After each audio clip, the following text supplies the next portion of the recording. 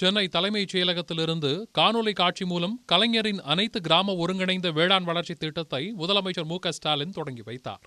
தமிழ்நாடு முழுவதும் இருந்து மக்கள் பிரதிநிதிகள், விவசாயிகள் பங்கேற்ற நிகழ்ச்சியில் கிராம ஒருங்கிணைந்த வேளாண் வளர்ச்சி திட்டம் குறித்த வீடியோ காணொலி வாயிலாக திரையிடப்பட்டது.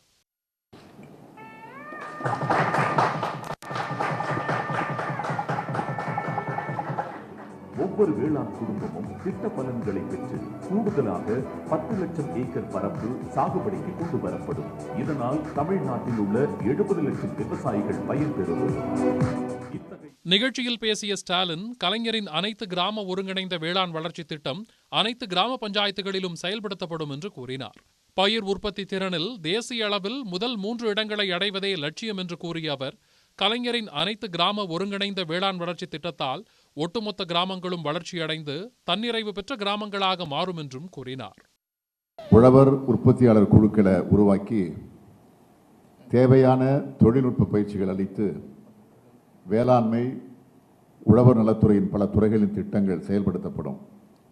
இதனால் கிராமங்களின் ஒட்டுமொத்த வளர்ச்சி பலப்படும் என்பதை உறுதிபட தெரிவித்துக் கொள்கிறேன். மேலும் ஊரக வளர்ச்சி மற்றும் ஊராட்சித்துறையுடன் ஒருங்கிணைந்து திட்டங்கள் செயல்படுத்தப்பட உள்ளதால் கிராம அளவில் தன்னிறைவு ஏற்படும். அதனால் நகரத்தினை நோக்கி கிராம மக்கள் இடம்பெயர்தல் தடுக்கப்படும். கிராம வளர்ச்சி என்பது பெரும் மக்கள் இயக்கமாக மாற வேண்டிய இந்த காலகட்டத்தில் கிராமத்தில் உள்ள அனைத்து உழவர்களையும் ஏதாவது ஒரு திட்டத்தின் மூலமாவது பயனடைய செய்ய வேண்டும் என்ற முக்கிய நோக்கத்தோடு இந்த திட்டம் செயல்படுத்தப்படுது. 227 கோடி ரூபாய் மதிப்பீட்டில் செயல்படுத்தப்படும் இத்திட்டம் மூலம் 1997 பஞ்சாயத்துகளில் சுமார் 9 லட்சம் விவசாயிகள் பயன்பெறுவார்கள் என்று ஸ்டாலின் தெரிவித்தார். 5 ஆண்டுகளில் 12,525 பஞ்சாயத்துகளில் ஒட்டுமொத்த வேளாண் வளர்ச்சி மற்றும் தன்னிறைவு எட்டப்படும் என்றும் அவர் உறுதியளித்தார். கலைஞரின் வேளாண் வளர்ச்சி திட்டத்திற்கு விவசாயிகள் மத்தியில் பெரும் வரவேற்பு எழுந்துள்ளது.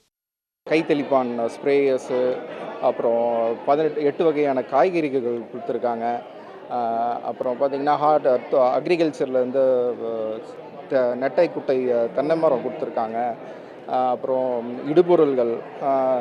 இது ஒரு விவசாயிகளுக்கு நல்ல ஒரு ஊக்கமாக இருக்கும். கண்டிப்பாக அதாவது முக்கியமாக இந்த ஆர்கானிக்காக பண்ணுறவங்களுக்கெல்லாம் இது ஒரு சிறந்த ஊக்கமாக இருக்கும்.